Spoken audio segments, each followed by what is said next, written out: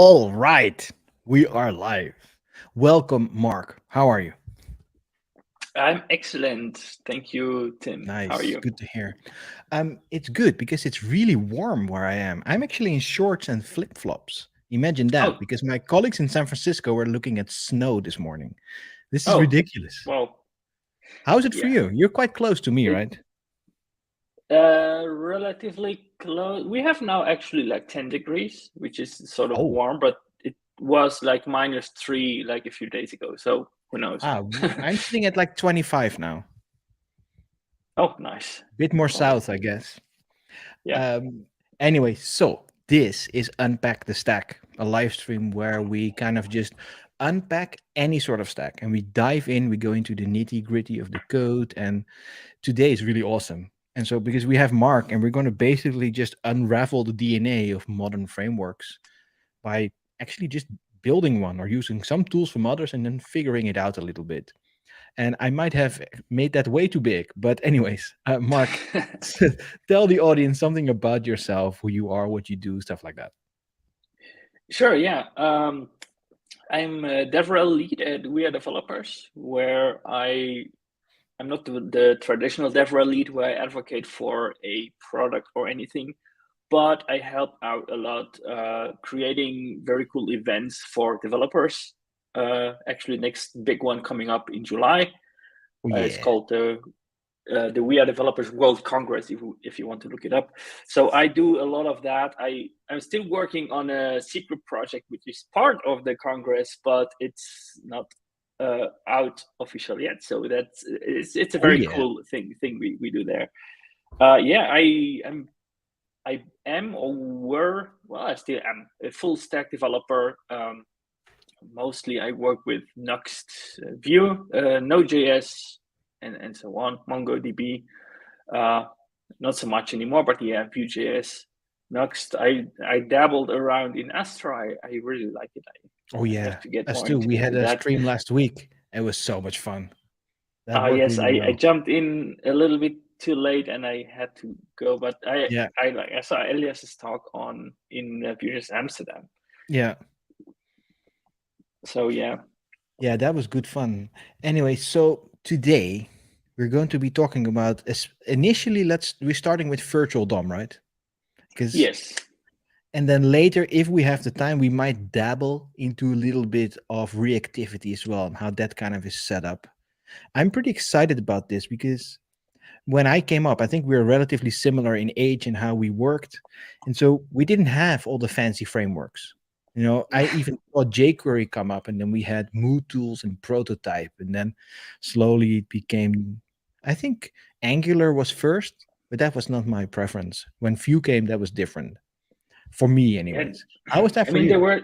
there were so many, like at some point I was so overwhelmed by the choice I had. I just stuck with jQuery for a very long time, Yeah, me which too. is which nowadays basically you can all do it with native JavaScript. Well, you could for a long time, but A and G, what's up?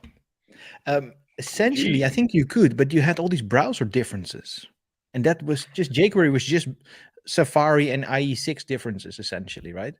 Yeah, it's sort of making it easier. Also, I think the syntax a little bit cleaner. Yeah, the syntax But was cool. yeah, I actually worked for a company for quite a while where I used jQuery a lot. Okay. And also when Vue came out and Angular and so on, I still was using that until I left the company and I was like, I want to learn something new. And I Yeah. was like looking at Vue.js. Why? It's the first thing that I was sort of exposed to when I went to Mm. a conference in Amsterdam, not Vue.js Amsterdam, but I don't remember which one. And there was a workshop of Vue.js, and I was like, this is so elegant. I have to learn it. So I got a little bit more and more into it. Y- Worked with it. Yeah, love You it. know what? For me, I didn't think it at all. Like Angular came in, I tried it. I was like, nope, this is not for me. This data focused thing, nope. I'm a dumb dude. And then React 1 came out. I tried that. It was better, but it required so many hacks. So I went back to completely vanilla JavaScript for like a few years. And then I joined an agency and we were building My first project with Vue was immediately the biggest Vue project in the world for L'Oreal. So I Oh learned wow. Vue while we were building the biggest project with like 800 websites on Vue. And then I loved it. It was a completely different story. It was cool. Yeah, crazy. Yeah, I think I got into Vue when it was already version 2. Okay, me too. I So think we with transferred from 1 to 2 in that project, I think. yeah, I got into it at 2, and then later transitioned to 3. Well, not that long ago. It's not that old. So No, like no, a year exactly. ago, maybe 2 years ago. So let's talk virtual DOM. Maybe let's start there. Yes. So what should we do? Do you want to just kick it off and talk a bit? Do you want to share your screen? Let's so let me just talk a little bit about it, and then when there's something more where we have to visualize something, we can take the screen just to Perfect. show a few things. So Yeah, let's do that. Okay, cool. yeah, so to learn about the virtual DOM, we first need to know about the DOM. What is the DOM? And the DOM is basically it's nodes that have other nodes. And what do I mean with that? Is like Yeah. imagine like a tree that has a branch, which can have another branch, which can which can have another branch, and so on until at some point it doesn't have any more branches. It has like an end point. This end point for the tree would be a leaf. This is basically what a DOM is, and in our case, this is in the browser in order to structure a website. And yeah, it can be manipulated with JavaScript. To me, that So sounds like SVN from back in the day. Remember that? With all the trees and the trunks and the whatever we oh had. yeah, I didn't Branches. work a lot with SVN, but Oh, I yeah, had to. Ugh. I remember it from university when we did algorithms with traversing binary trees and whatever red, black trees, whatever you got. It's basically the same thing. You go through Yeah. it until you find like it's a recursive thing. We will see it Okay. in a bit when we code. Yeah, sure. And yeah. Oh, you can probably hear the dog barking, right? Yeah, but we like that because we all work from home, so we have dogs. This time I decided my dogs are actually up in the house rather than here with me, but quite often I'm streaming with a dog in the background. They're just sleeping. Yeah, she's also usually just sleeping. Okay, so let me see what can I show you in order to Can I so we share know your what a screen or? DOM. Yeah, we can share the screen. Okay, here we go. So let me just oh, now we see you. Just like take this away.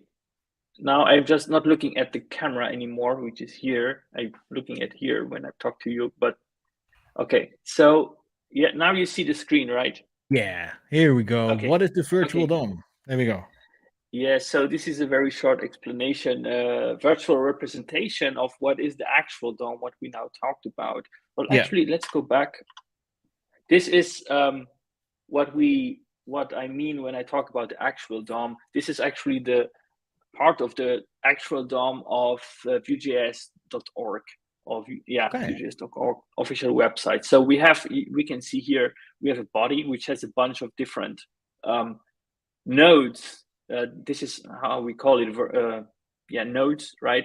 And there are some that need to be rendered out because it has a text, right? For example, the anchor tag, like in the line approximately 10a href and then vp content, right? So we have there skip at the very right. We see skip to content, and then it's when we start rendering out. And if we have something like the body and the divs above, we just iterate through them until we find something we can actually render, right? So that's this is the DOM, right? So let's get back to this. So the virtual DOM is, as the name suggests, a virtual representation of this DOM, right? It lives in the in the browser, so in the memory of the browser, and we can manipulate it with also with JavaScript, and it's synced to the real DOM. So when something in the virtual DOM changes, we change it in the actual DOM. And so is it the And this, idea that you change stuff virtually, and then when a few things have changed, you just update the normal DOM? Or can you also yes, directly just update the normal DOM? What is preferred? well, in systems that use the virtual DOM, you update something in the virtual DOM and then you render it out to the regular DOM.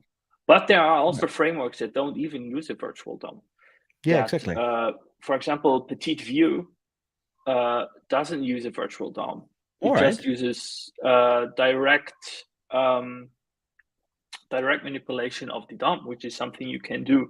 I think As far as I know, Alpine does there. that as well, right? Again, please.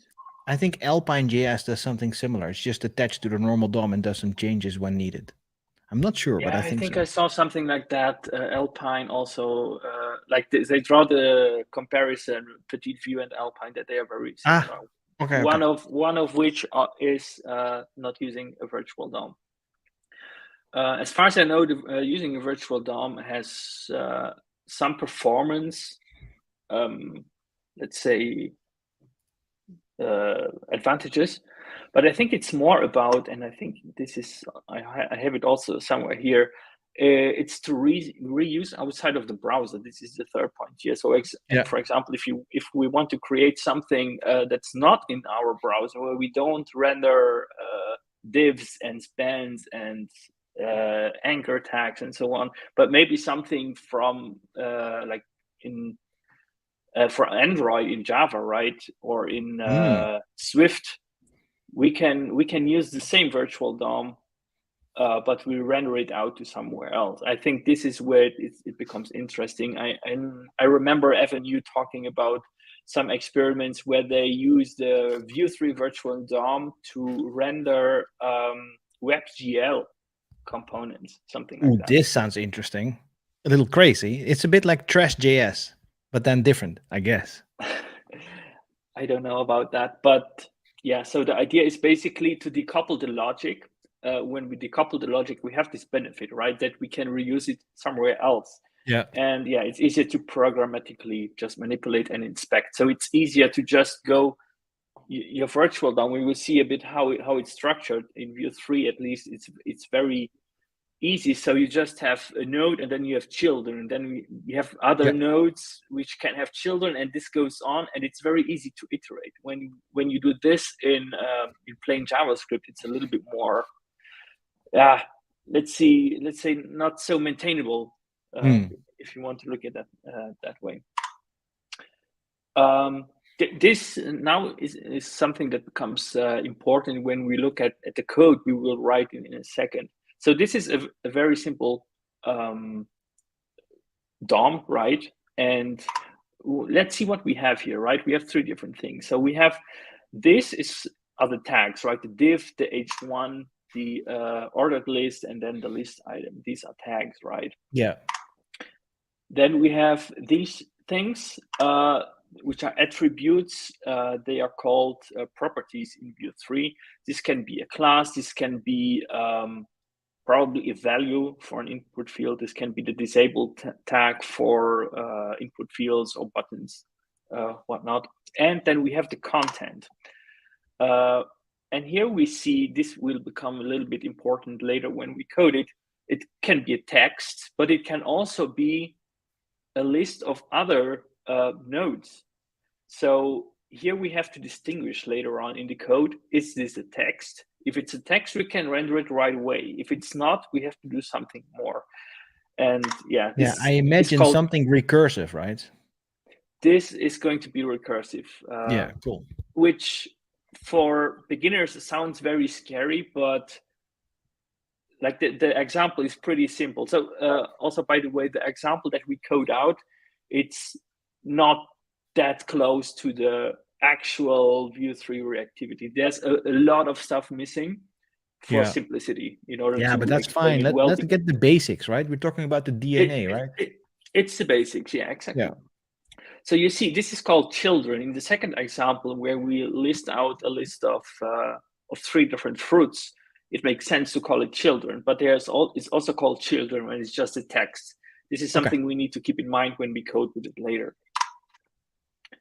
And yeah, this is Fancy animations. Okay, Yeah, I so like we that. have we have three different ways, at least for this example, what we can do. So let's just show them all. So this is how it looks like, right? This is H, which is hypertext, and it has this tag, this props, and this children. And we have three examples here. And the only thing that changes in these examples is, or that really changes, is the third parameter. So in the first one, it's just a text. In the second one, it is another virtual node. And in the third one, it's actually an array of virtual nodes, which is what we had before, the list of different fruits, right? And the more realistic example, actually. But all of these we will code out today. Oh, awesome. So we will be actually coding this H function, right? We will code the H function and yeah. a few others. Actually, this is, you're just mentioning the right thing at the right time. This is what we are going to build today, or what we need to do this to build this basic functionality. This is a simplistic version of the virtual DOM, right? So we need something to create our nodes, which is the H function, or the hypertext. We will just call it H from now on. This is just to create nodes. This is like the simplest thing ever, and we will see in a second why. So that's not like document.create element, because that's not virtual DOM. So it's another type of function, I imagine. Yes, it's different. This is just to create like the virtual DOM, which is it just has information about what's going to be in the DOM, but there's nothing with document.create element yet. This is actually happening in the second function, the mount, where we want to mount like our virtual node onto some element in the real DOM. Yeah. It could be at the beginning, or the easiest example is just the div with the ID app, and we just render it out in there, and we just have one element. This will be the first example we see, and then it becomes more complex. But basically, just taking one virtual node and mounting it onto the DOM. This is like the mount function, which is a little bit simple at first, then becomes more elaborate. Then removing stuff from the DOM, we also need that. It's not so crucial for our examples here, but I just want to show it because it's rather simple, and also that we can see a little bit what type of DOM manipulations are being used. And then there's the big boss, the patch function. It's when something updates in the virtual DOM that we actually update it also in the real DOM, because that's what it's there for, right? It's there to be synced. And so I can imagine if you are a very smart developer like Evan Yu or the people behind React, this patch function is where the magic happens, because you don't want to re-render everything. You just re-render a little bit and then update little bits, I imagine, based on reactivity, right? Yes, and this is where the most, when I said this is a very simplified version of the virtual DOM, this is where it's most simplified, because in the real version, it's like, I don't know how many lines of code it has, but it has like, what's the length, is the length of the parameters, is it different? Is the length of the children, is this different? Is that different? What we will do is we just render from the new DOM everything over the old DOM, which is the simplest thing. Yeah, sure. And that's then fine. Later we can take a look at the other code, and like what are other things we can add, and even that is not complete, even that is missing things. But yeah, to keep it short and simple. And yeah, this I will show this later again. This is the repo of everything that I will be coding now. It's marc.dev/vdom. And yeah, that's it for. Okay, let's have a look at this. So are we just going to open VS Code, or you're going to just put a browser there, I guess? Oh yeah, you have it. So I have it here. Let me just guide you very zoom in a little bit. Zooming in. Maybe. Yeah. Oh yeah. Here we go. Okay, nice. Let me. Yeah, I can close. Yeah, you can probably close the Command B. Yes. So okay, better. Okay, so let me just guide you through a little bit through the structure I have here. So this looks like a lot, but it's just a basic HTML5 document, which has a bunch of stuff we probably don't need for this, but it's there anyways because there's a snippet for it. Yeah. And this is like, oh yeah, maybe important. I will be using Tailwind classes. For those of the audience that don't know about Tailwind, it's you just, instead of writing CSS code, you write classes to a certain container or a certain element, and those are those are like atomic CSS classes basically. So it's Yeah, it's more applied like to that. utilitarian stuff. What quick, easy Yeah, inline stuff. It's nice for these yeah, examples, right? yeah. It's like changing text color, size, Yeah. headings, margins, that sort of stuff. So it's not going to be very like you can follow this even if you don't know much about Tailwind. Yeah. Cool. That's all. So yeah, that's so here we just have something that it's going to be centered and not some. It's Yeah. just prettier. And here on line 12, this is where it's going to be mounted, right? Everything that we create, that we mount, is going to be here.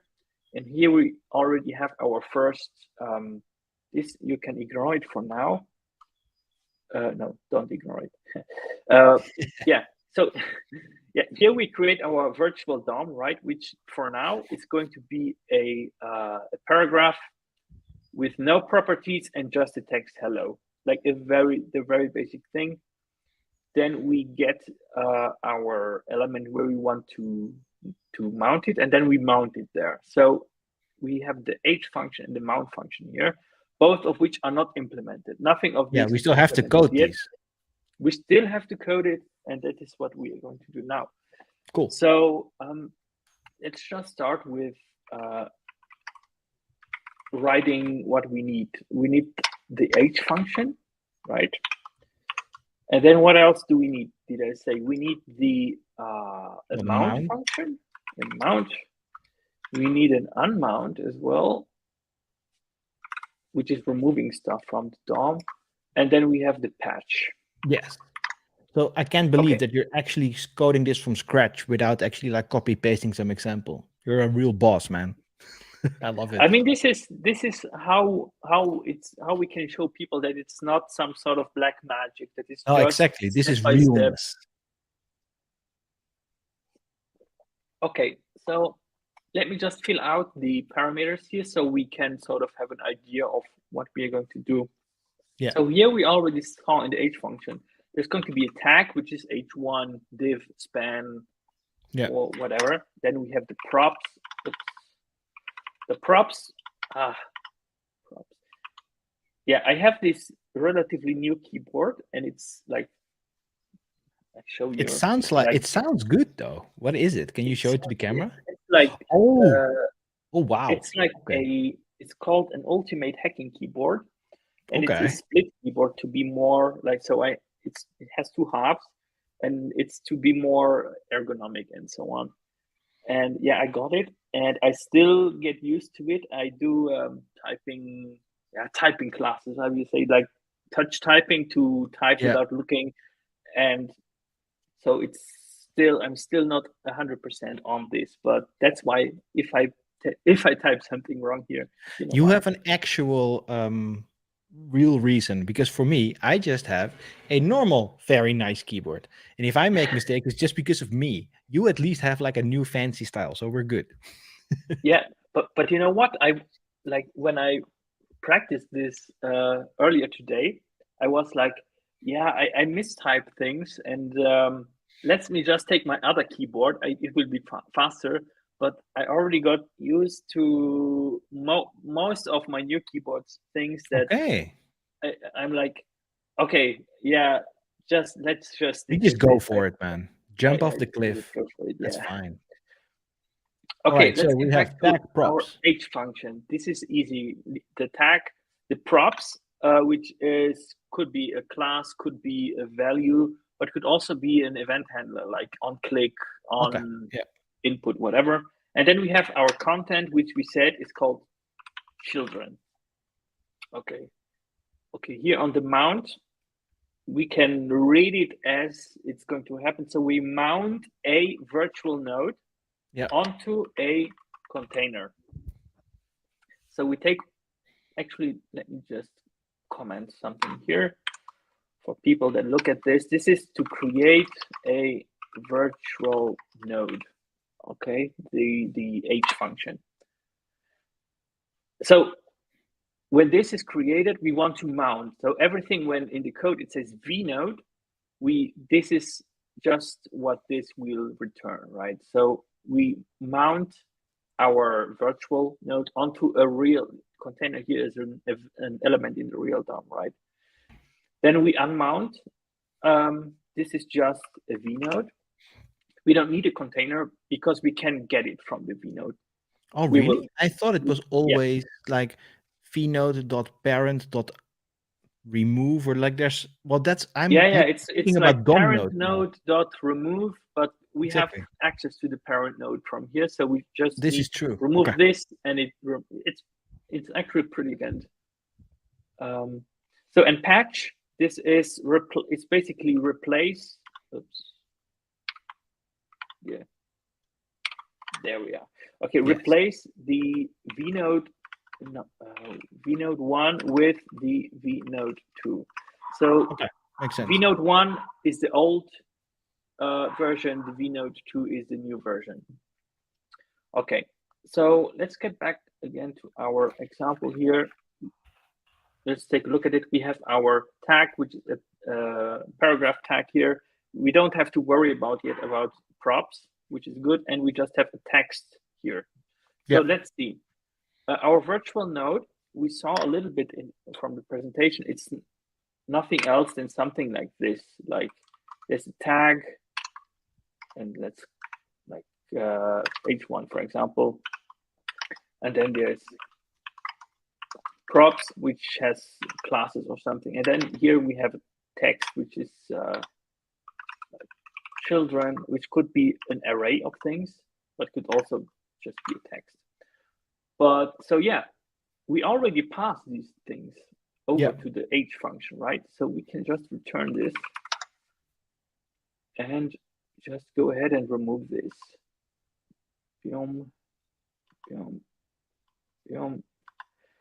And that's already it. This is our virtual node. It's just an object. That was easy. That was easy, yeah. The easiest part. It's just a very flat hierarchy object that just has a tag, the properties, and then the children. And the most, let's say, customizability will be in the props. Here are all the attributes we can. Yeah, because I can imagine if a prop is like an on click, you might have to do an if else kind of thing here. Yeah. We will need to do something else. So here we can see it still nothing happens because nothing is mounted yet. So let's go back to our code here. This is what we call. So we have our app element here, which is just a div that has an ID app, and we want to mount our virtual node, which is here called vdom, onto the app. And we have this also here. Just vdom is called now vnode, and the app is called container. Because we will reuse this. So let's see. So here, first we need to create an element with document.create element, and this would be something like H1. So something like this, and we already have this in the vnode, right? Because we already have the tag here, so we can already put this. Replace this with vnode.tag. And then, so now we created an element. This is the element, the actual DOM element that we will mount onto our container. So to mount it is just adding it as a child, so to say. This is also how it's called, is container append child. And we append the element here. So let's see. Is it maybe append children? I think it's append child. Append child, right? Okay, it's not container. Yeah, no, it is container. Hold on. Already failing at my. Just Yeah, let this me is take part of a the look at game. the This yeah. Don't actually makes sense use to me because you're yeah appending the child of the container, and the yeah container yeah is yeah. the div. Just let me see what's the issue here. Oh, Okay, there's okay. just no copy Yeah, in it. yeah. Okay, I know what the issue is. We already did now what? Oh my God, I'm happy this didn't happen on when I gave this as a live conference talk. Yeah, there you go. So we're Yeah, close. so We're close. yeah, so now we see already something happened. Something is mounted, also the paragraph element. So that from here. So if we put here H1, for example, we can see if we open this, that is an H1. So this is Exactly. actually being taken into account. It's created and it's mounted. It just doesn't have a content yet. Why? Because we didn't set it. So here, in this case, we have a text. The text was hello, right? So we just go ahead and the element dot text content because it's the text is, and Oh then yeah, we so it just is not inner HTML now because it's actually just text content. yeah. So here, like see, Oh, so there we this go. works. This works. And what do we want to render here? Well, our children, which we saw in the presentation, can be a text, and in this case, it is a text. This is what makes the code a little bit weird. You say children is just one element or just a text, but let's just see. And then now this works. So There we this go. is the Nice. simplest version of our virtual DOM. It renders something, and this is pretty cool. Okay, so now what we can do is I can remove this VDOM because it was just to show how it's written, and I import another one here from a file that I have VDOM examples. All So right. this is the VDOM one, and as VDOM, so we can just keep it here. And let's just take a look. I have a bunch of different VDOMs here that I want to show, and for every VDOM or version of VDOM here I have, we need to add some more code to our virtual DOM engine. Yeah, to the So mount. it's again Yeah, to the mount. We have to add some to stuff, I guess. the mount, to the unmount, to the patch later on. So it's in Okay. total it's 6, and now we are at the first one. So let's just take a look at what's important now. Here, this is an H1, which is already true. Here, this is an H1 tag, and it has a class text blue 500, which is not applied here. We will see in a second why, but the text is rendered as expected. Yeah. What now we need to do is we need to go ahead and see how we can add this as an attribute. So our prop, right? So this is in our prop. So let's see. So our vnode, let me just put this as a comment. So our vnode dot props. This is something like this class, and then we have here our text, right? This is what it looks like. So, but it could have more Yeah. than just class. But yeah, let's just say like we go for, and we have a key in our vnode.props, and then let's just log it out. So let's log out the key, and also let's log out the value. So this autocomplete isn't as great. It's auto-completing to TypeScript for you, even though you're not in TypeScript. That's interesting. Yeah, don't ask. Okay, so let's just see what happens here. Already an error. Key is not defined. Okay, yeah. Oh, I have to do const. Yeah, exactly. Yeah. Okay, so here we have the class, and then we have whatever goes into the class. So how do we define an attribute in JavaScript? It's just we have our element here. So we're still working with the same element. We just need to make some changes. And this is called set attribute. And then we set the attribute here. It would be class, right? But we can already say this is key, the key, because this is here the class. And what goes in there? Well, the value that we have there. So we can also copy that from there. So here, yeah, we just go over all the props in our examples. It will be just 1 or 2 props. So now it works. It goes over all of them, and then it just sets the attribute, and that's it. So let's just remove the console log. Nice. Okay, so this works. The text is bigger. It's bold and blue. All right. Yeah, I think that was it. Okay, so this is our example 1 works now. Let's move on to our example 2. This also has a class. It has a gray background. It's rounded, and it has a click handler. This is actually also how in view 3 the VDOM looks. Cool. Always defined with on click, right? And let's just see how this looks like. I go back to my file here. I just replaced the VDOM1 with VDOM2. So yeah, we have our button here. So we see the classes are applied as we expect, but when we click it, I'm clicking now, nothing happens. Let's just take a look at this. So we have something weird here. We have on click is, and then our function here as text, which is not what we want. This is not how it works. We need to set an event listener. And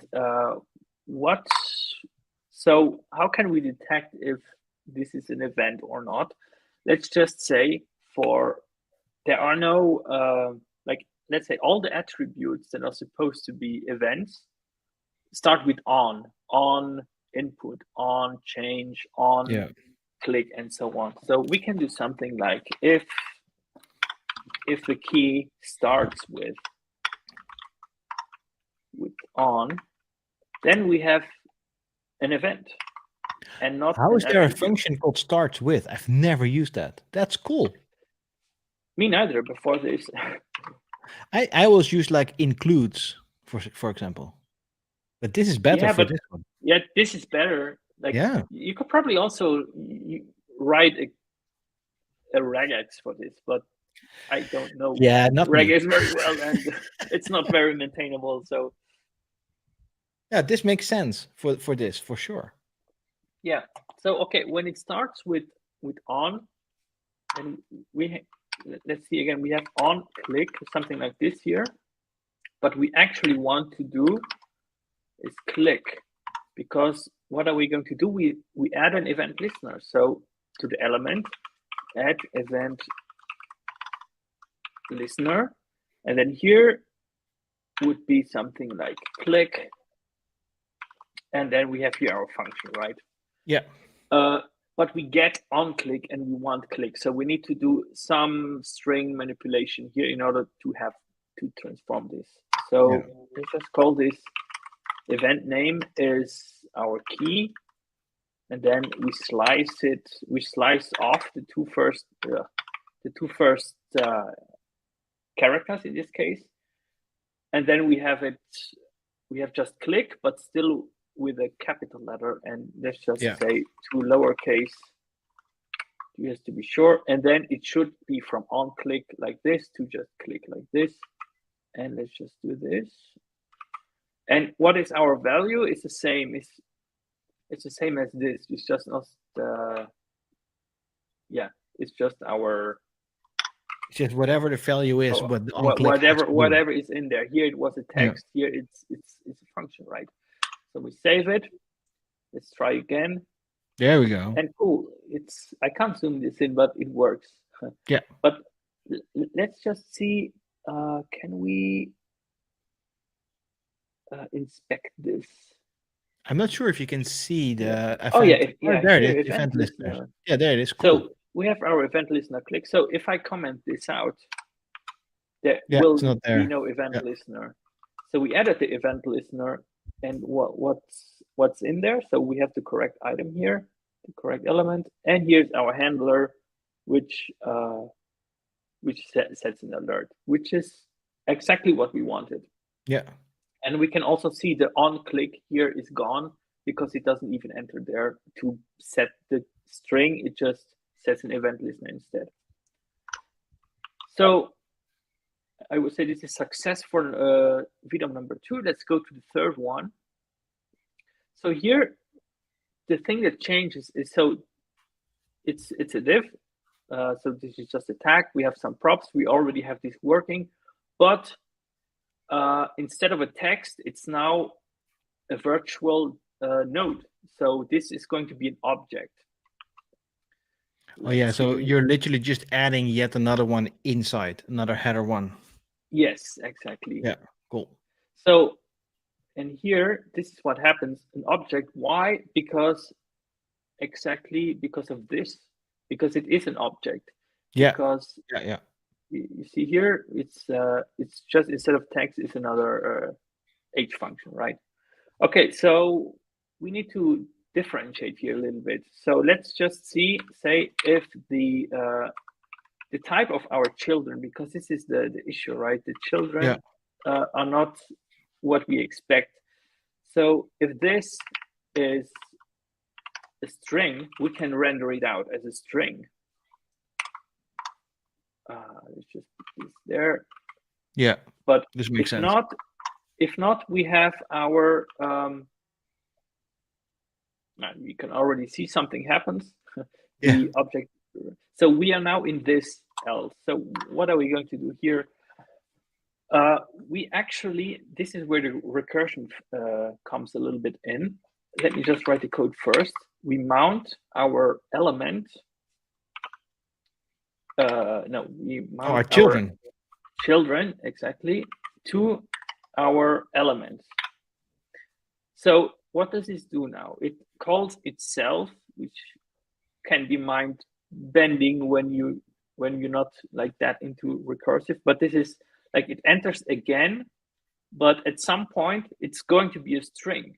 It cannot be endless.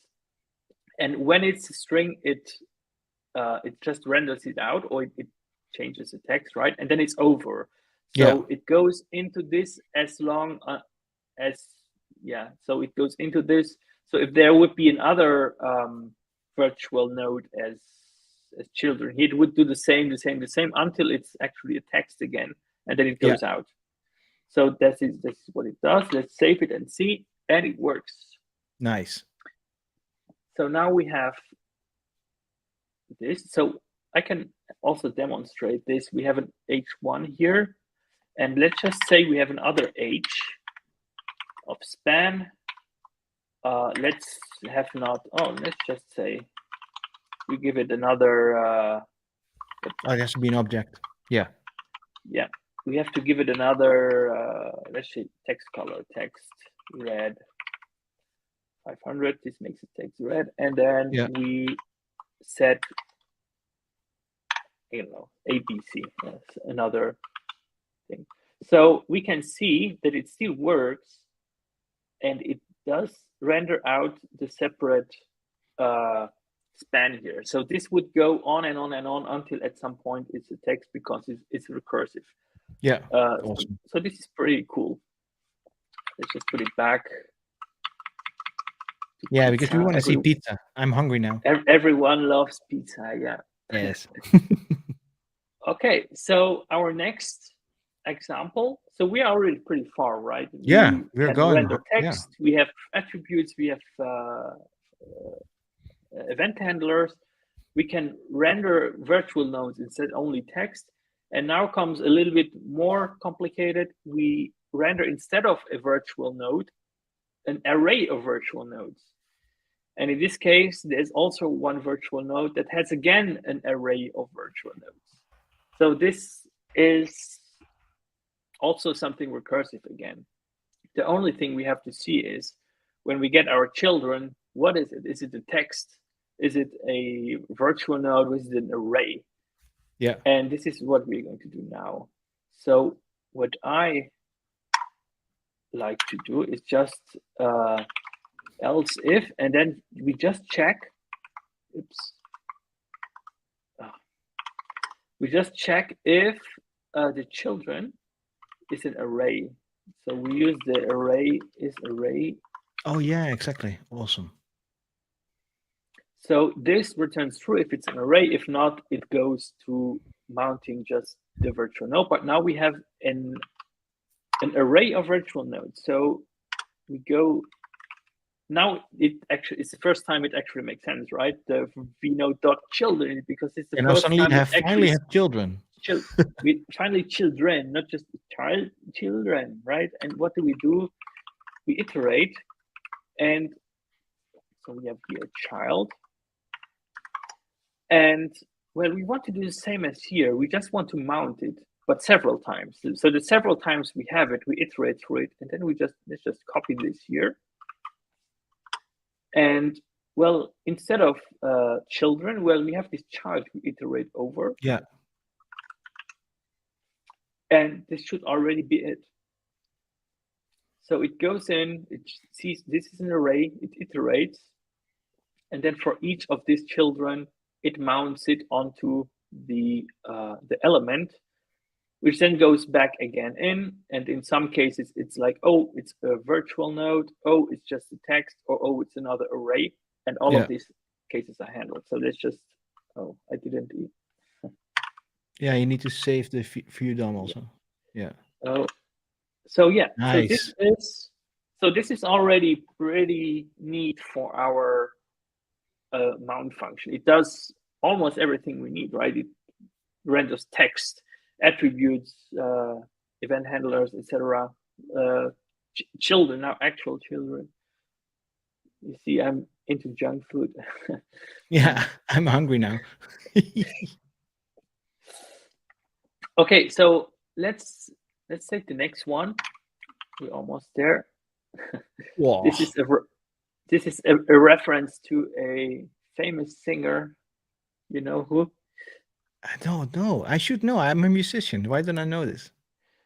I don't have no time for no monkey business. No. No, it says nothing. Freddie Mercury. Oh no! How can I not know this? After the stream, I'm going to listen to some Queen. It's called. It's not called no. Living on My Own or Living on My Own. Yeah, that's how it's called. We can listen. Okay, I'm going to check that out.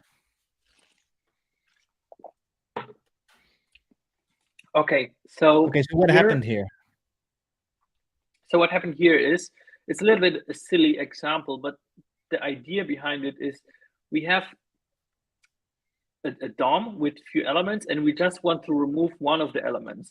So we have dogs, monkeys, and goats, which are all rendered out here. So we have here our text on the top, and then here we have our div with the dogs, the monkeys, and the goats. And then we have also rendered our button, which then unmounts. And what is it? Unmount the monkeys. So it should remove from the DOM completely, not just hide or anything, but remove completely from the DOM these monkeys. So as if we would just delete this should be the result, right? Yeah. Okay. So this is already, we saw a lot of how it's rendered, so I'm not going to go more into that, but the unmount function is still empty. That's why when we click the button, nothing happens yet. So we have this here. So what we're supposed to do is like parent node, and then there is a remove child, and then just the child we want to remove, right? Yes, exactly. Okay, so now let's actually, before we do this, we first need to find the parent node, I guess. We need to find the parent node, and to do this, let me just log out the vnode to look at something. Yeah. So we need the console. I think if you click escape, this whole event listeners thing goes away. Oh yeah, here we go. Yeah, you did it already. Cool. Okay. Okay. So let's click. Okay, now we click, and let's see what's in there. We only have the children, the props, and the span. So we don't actually have access to the parent node. So we need to code that in to our mount function. Okay. So here we have our element, and we can just say the virtual node. Let's just add it to the virtual node. The element we just set an element to, well, our actual element. Yeah, because vnode is just an object. Doesn't mean It's anything. just an object, yeah. You can put whatever you want. Have, yeah, you can put whatever this in there. And in this case, I decide to save an element of the actual DOM in it. Because Yes. why not? Because we can. So let's click is again. That not a little bit slow, or is it in this case fine because it's just one thing? Yeah, I think it's almost coded like this in the actual Vue 3. Okay. Well, if they do it, we should be able to do it. I hope this is correct, because if not, and FNU sees it, he's like, oh my, this guy. It will be fine. Okay, so let's see. So now we actually have access to something called L, which is our element. There we go. This one. And then when we scroll down, all the way down, we see, oh, here we do have access to parent node, which then is this one. So yeah, now we can do actually so we can go back to our code here. So parent node is just our vnode, vnode.l.parent node. And the child, well, is actually the vnode.element, because we have it's kind of funny. It uses itself to find its parent and then remove itself again. This is HTML for you. It's pretty macabre. Yes. Macabre. How is it pronounced? That's a good word. It feels French. Yeah. Pretty dark. Okay. Did it work? So let's see. We click the button and it actually removes. Nice. And when we take a look at this, you can see that it's actually removed from the DOM, not hidden or anything. It's really gone. Okay. So this is done. This was the 5th one. Let's go to the 6th, I guess. The sixth one. I don't know why it says 7 here. This threw me off. But here it says correct. Okay, so let's see what this is. Okay. So it's not a bug. It's, what is it? And then we click patch, nothing happens. But let's see what it's supposed to do in the example. So we have a DOM here. Yeah. Which is, let's just remove for 1 second this button, because it makes it more complicated. So the only thing that changes is actually the text here. So it's not a bug, it's a feature. And then that's the only way it works in this life. Everything is just meant as is. Exactly. And then here we have the button that is supposed to patch the VDOM 6 with the VDOM 6 patch. So as and the patch is literally, it's a feature sentence, literally, right? It's, what do you mean with feature sentence? Yeah, so when you click, it actually changes the header to say it's a feature rather than it's a bug. Yes. So we're changing the text in the DOM node. Yeah, we update the DOM, and we will see now it's a pretty easy or simple implementation of it, because what we will do in order to keep it short is just we take everything from the new vnode and reiterate through it, and we replace everything from the first vnode, and that's it. So we replace all the texts, and that's it. So yeah, after we're done, I can go a little bit more into what would be there, but let's just see. Okay, so we update the vnode 1 with the vnode 2. So how does this work? We first need to create an element, and this is from the vnode 1.element, because the vnode 2 doesn't have an element yet. No, because it hasn't been created yet. It hasn't been been mounted yet. So we can just do already this, so we have access to it later when we need it. Okay, so what do we do here? Let's just say, we said we will replace the text. So let's just say, let's do again our type check. if our vnode two children, if this is a string,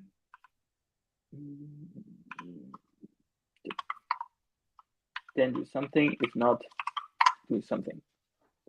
Okay, so if it's a string, we'll replace it. If not, we iterate through it until it's done. Exactly. So yeah, it's again a recursive thing here on the bottom, but first let's do this.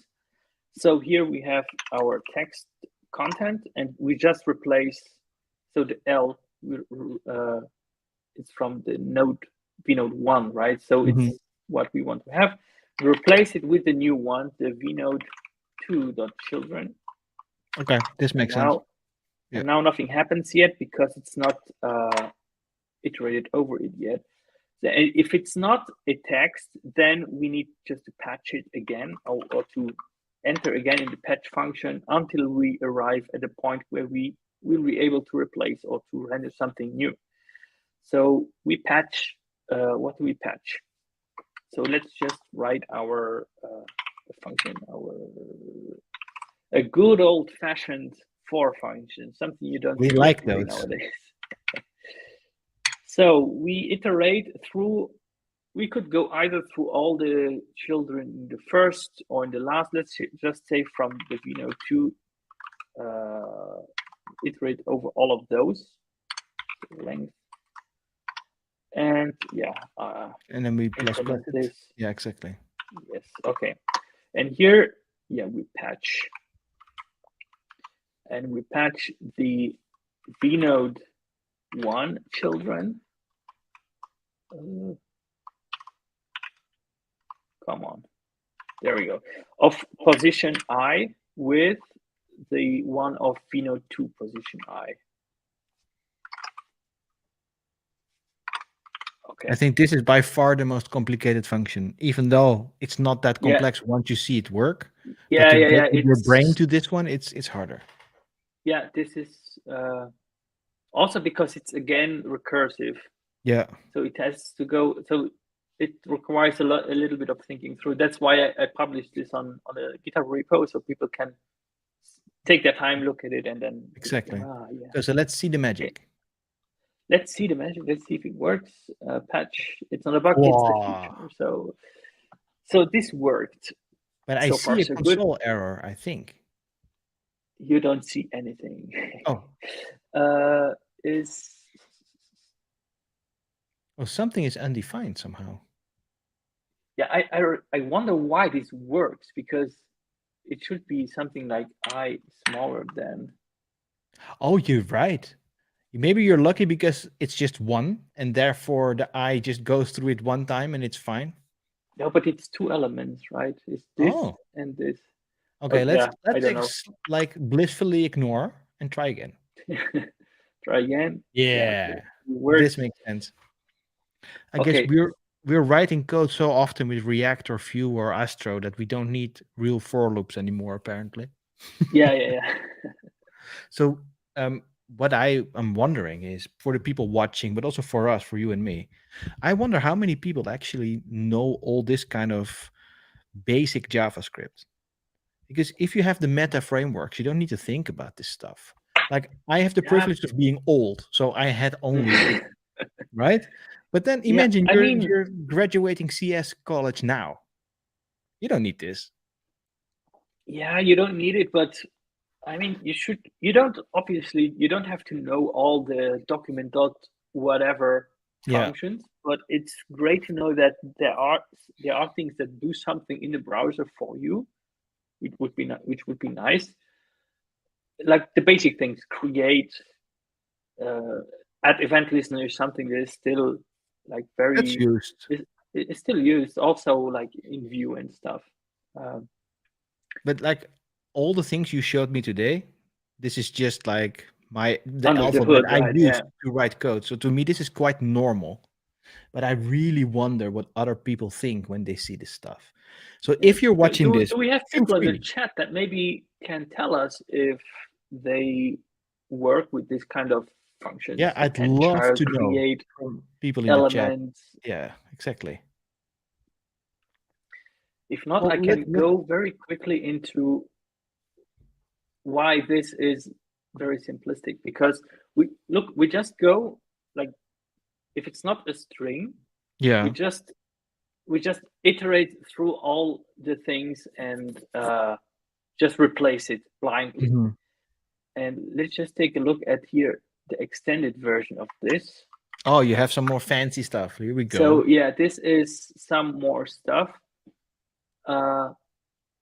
Yeah, this is also a little bit written differently. This is actually from a workshop I did with Avenue once.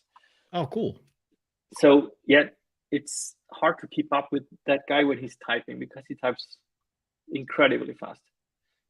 But some people have a certain amount of brain power that others don't. I don't. yeah, Like, this is it's awesome. Sometimes we had Daniel Rowe on the incredible. stream. Same thing. It's just Yeah, also to come up with this, right? I analyzed this a little bit.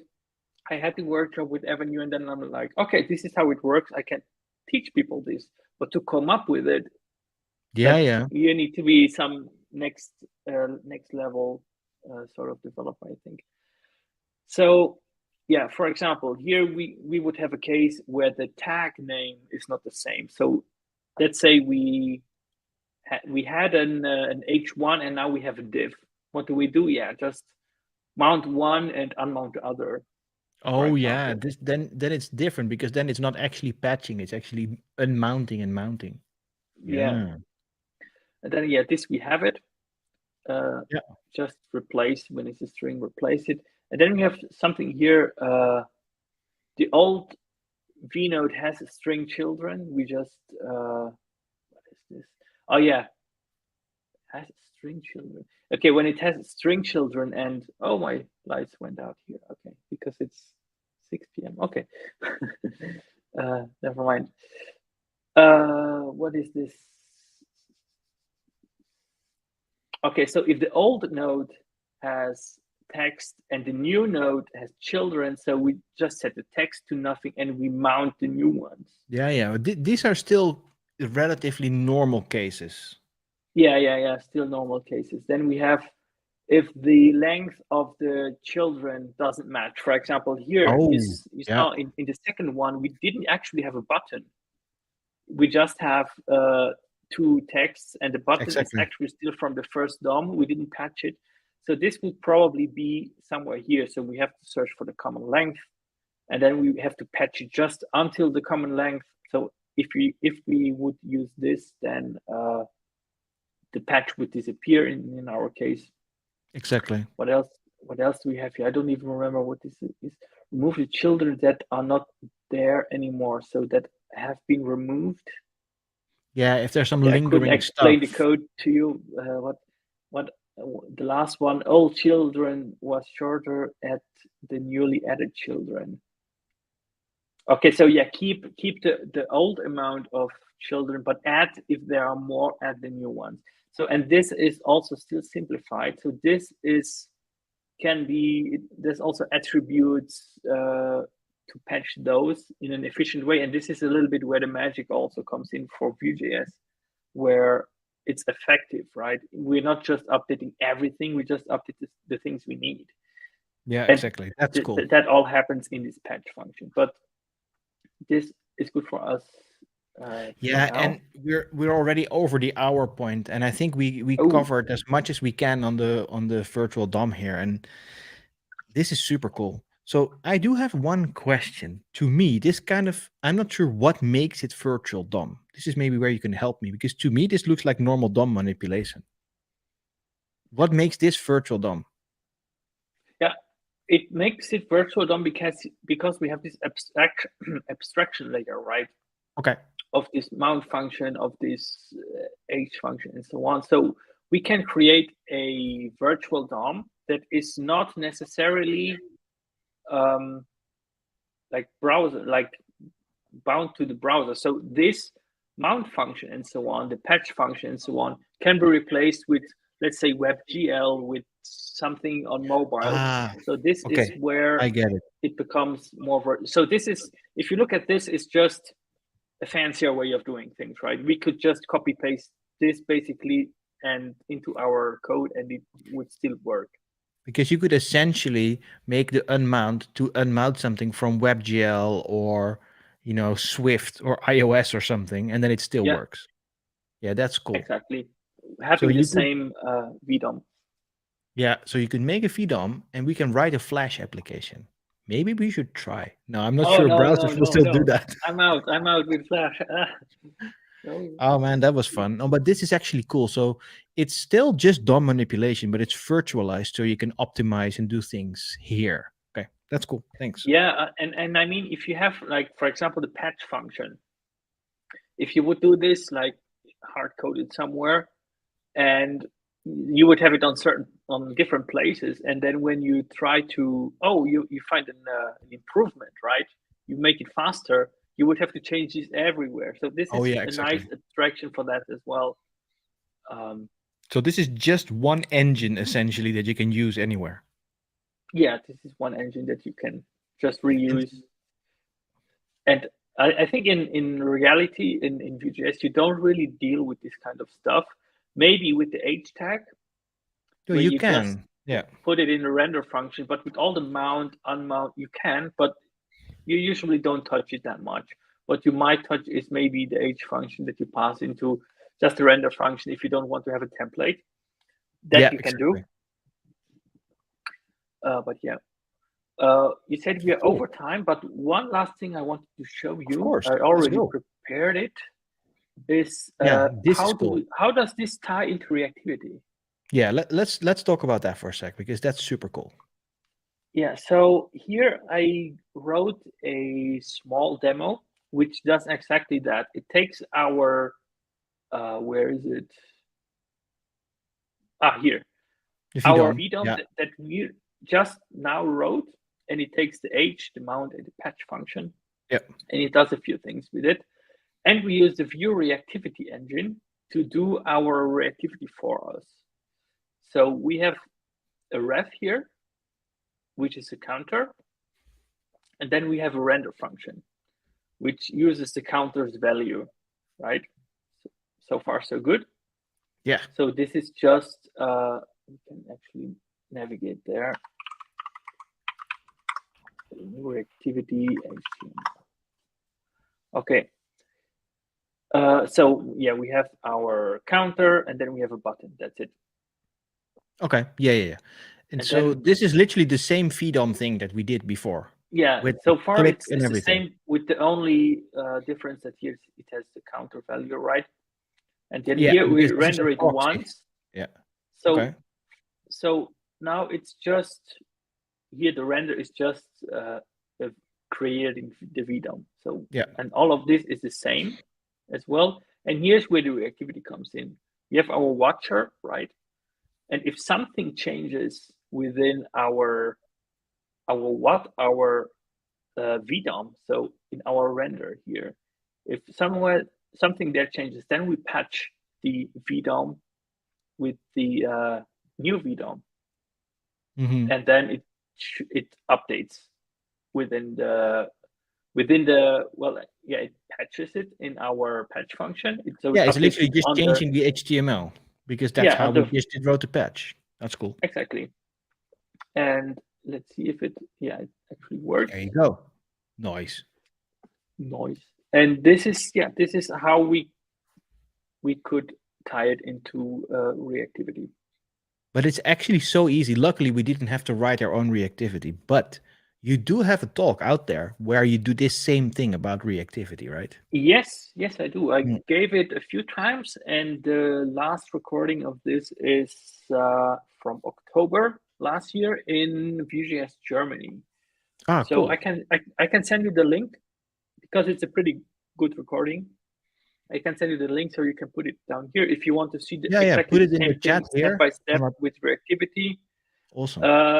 Reactivity is a little bit more complex to understand than the VDOM, but I think it's nice. So you could write those two by yourself, and then you have your own mini Vue.js, which is pretty Exactly. cool. I think it's this one. I just Googled it, and you came up at Vue.js Berlin. Oh yeah. Let me see Then if it's it's that. actually correct. Yeah, this is 4 months ago. Yeah, perfect. Yeah. Then So it's if already one anybody's year. keen to see how that works, try to follow this, but you're gonna have to take a quick picture of or type it somehow. Yeah, or I actually have Oh, go for it. yeah, just put mark.dev/reactivity. Oh yeah, that's easier. Of view react? No, I think just reactivity. Now I'm not sure. Let's just see. Mark.dev/reactivity. Yeah. Awesome. There we go. That's easier. So if you guys go there, you can actually see all that reactivity stuff, because if it's a similar talk to this, like for me, it was always the black magic, right? This VDOM thing I kind of got because I have this old school stuff. I always used it. But the reactivity one, when I saw that, is magical. And so there's so much coolness going on there. Yeah. So So thank you, man. That was super, super interesting. yeah, thanks for having me, Tim. Yeah, So the reactivity. The cool thing there is I go into how proxies work, and once you get that, you get how all the reactivity works behind it, and yeah. you can build your own cool things with just proxies, and you can play around with it if that's something you're interested in. Yeah, super cool. We might do another installment of this stream where we do that when we have another Cool. Yeah. hour. Awesome. So, where can people find you?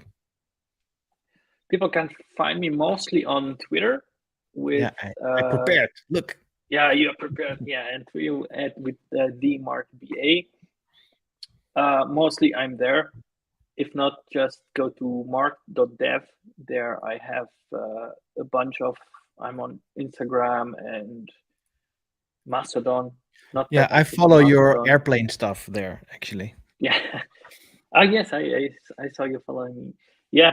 So that's Um, where I'm. So if awesome. you want to reach out to me, if you have more questions, Twitter is always the safest bet because that's where I'm most active. Yeah, awesome, man. Thank you so much for your time.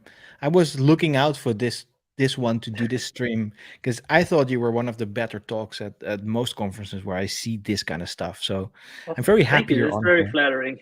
Thanks, Tim. Well, it's just if it's good, it's good. I cannot like I wish I did the talk. Let's be honest.